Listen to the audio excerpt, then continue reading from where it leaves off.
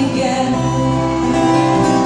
Vivia pobre na casinha da porteira, fiel a Deus, companheiro de trabalho.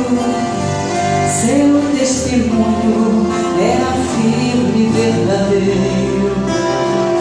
O seu patrão, fazendeiro muito rico, com seu cavalo encontrou-se com Miguel. Miguel lhe disse: meu patrão, tome cuidado, sonhei que esta noite morria o homem mais rico do vale.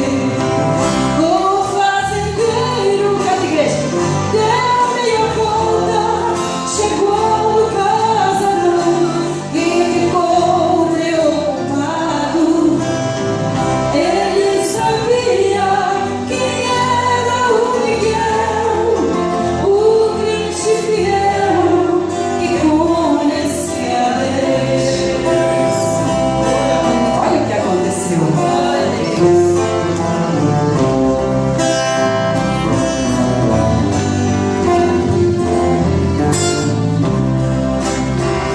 O fazendeiro chamou